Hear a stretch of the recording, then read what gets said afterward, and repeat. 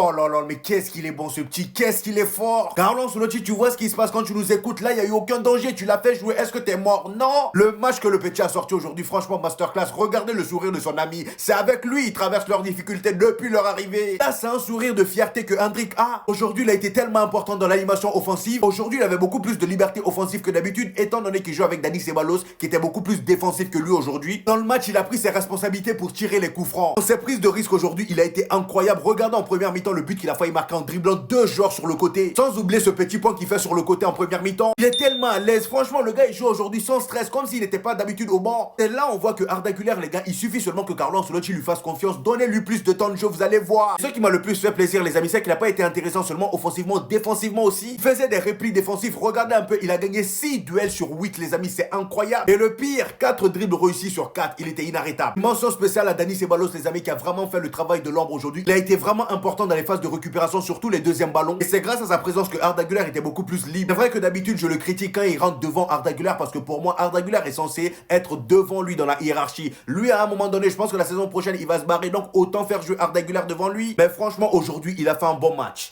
Et si ce duo marchait finalement? Vinicius Mbappé. C'est la question qu'on va se poser. Aujourd'hui, ça a entre guillemets marché. Pourquoi? Vinicius dans l'axe, Mbappé à gauche. Un Mbappé libéré, tout simplement. On l'a senti beaucoup mieux. Alors, il a toujours ce problème de finition face au gardien, on le sent pas en confiance. Vinicius lui a offert son but, ce qui, je pense, lui fera beaucoup de bien. Mais en tout cas, on l'a senti en jambes. On a vu, il se faisait plaisir, petite talonnade, jeu en pivot. Non, franchement, c'était très intéressant. Sauf que, on va pas se mentir. Pourquoi est-ce qu'il peut être à gauche? C'est parce que Vinicius va dans l'axe. Est-ce que Vinicius va accepter d'être dans l'axe tout le temps? Je ne pense pas. En tout cas, déjà, il est très gentil, selon moi, Vinicius, de le laisser prendre son côté gauche sur quelques matchs. Je vous prends un exemple. Cristiano ne l'aurait pas laissé.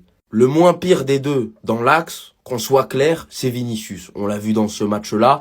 Mbappé n'est pas un numéro 9. Ce ne sera jamais un numéro 9. Ça fait des mois que je le dis. Son poste, c'est ailier gauche. Sauf que le problème, c'est qu'on en a deux des ailiers gauche. Deux joueurs de classe mondiale. Mais sauf que le meilleur joueur du monde, c'est Vinicius. Donc maintenant, on a tout un casse-tête à se dire qui est-ce qu'on doit mettre à gauche. Un casse-tête qui était prévisible. Au final, selon moi, Ancelotti va garder Mbappé à gauche parce que c'est la seule manière que Mbappé soit bon dans ce système-là du Real Madrid, aux dépens d'un Vinicius qui va être bon parce qu'il est meilleur qu'Mbappé en numéro 9, mais qui ne va pas être, selon moi, à son meilleur niveau, puisque Vinicius, c'est le meilleur joueur du monde à gauche, tout simplement.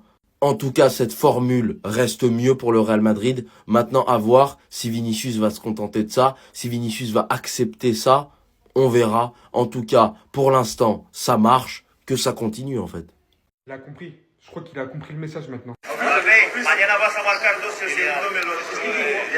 Mbappé, demain tu vas être le roi, tu vas m'être doublé. Le moment n'a jamais été aussi clair, n'a jamais été aussi évident. Par de nombreux matchs cette saison, on aurait pu penser qu'on va enfin revoir le vrai Kylian. Mais moi aujourd'hui, pour la première fois de la saison, je vous dis qu'on va enfin voir le vrai Kylian que tout le monde attend. Vinicius n'est pas là, il en a conscience. Demain, il pourra littéralement occuper le côté qu'il veut sur le terrain, il en a conscience. Il a été recruté pour gagner des trophées, il en a conscience. Premier de Première Ligue, premier du classement de la Ligue des Champions. C'est contre cette équipe où tout va basculer. On compte avant tout sur un collectif, un fort état d'esprit du Real Madrid pour se rendre, pour se déplacer à Anfield. Mais il y a quelque chose que tu peux certainement faire Mbappé, surtout en l'absence de Vinicius, c'est d'alléger la difficulté. Si tu ne le fais pas demain, j'ai bien peur que médiatiquement parlant, on va véritablement assister à la pire descente depuis le début de saison. Demain, ça sera l'heure de montrer pourquoi tu as été recruté, que tu n'as pas perdu ton niveau, que tout ça, c'était tout simplement une mauvaise phase. Fais chavirer notre cœur, c'est tout ce qu'on te demande. Je vous le dis les gars, 23h59 passé, on n'accepte plus personne dans le train. Il n'y a que moi et tous ceux qui y croyaient. On était là dès le premier jour et on va t'y accompagner. Après une longue période de silence, on assiste enfin à Jude Bellingham qui réagit au Ballon d'Or.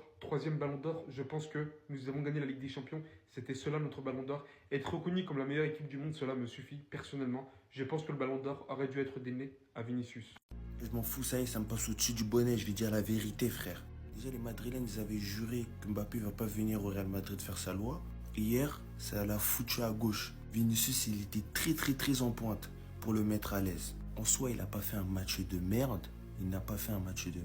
Il a énormément tenté, il a fait des gestes techniques que seul lui maîtrise d'ailleurs. Mais hier, ils l'ont élu homme du match. Et à un moment, il faut arrêter. Je vois déjà la réécriture qui va se passer lorsque dans 2 ans, ils vont dire lors de sa première saison au Real Madrid, Mbappé, c'était effrayant. C'est faux. Les Madrilènes, ils viennent me dérégler à chaque fois que je parle d'eux, comme si j'avais pas droit. Comme si leurs insultes allaient m'empêcher de continuer. Mais la vérité, c'est que Kylian Mbappé, il fait de son mieux, il essaye, mais ça marche toujours pas. Alors que là, il a eu 2 semaines de repos. Si Vinicius, il lui fait pas sa passe hier, c'est trop. Il y a un moment, il a un face-à-face, il est lancé de la profondeur parfaitement par Vinicius. Faut voir comment il a regardé le gardien 2 fois et il a tiré sur lui. À un moment, faut se rendre compte qu'il y a un truc dingue qui se passe. Moi, c'est pas gratuit, moi. Je suis barcelonais, on me l'a vendu comme la star qui va nous terroriser pendant les 5-6 prochaines années. Ce n'est pas le cas, donc je lui tire dessus. Sur ce, venez dans les commentaires, je suis là. On s'attrape les gars. Ciao.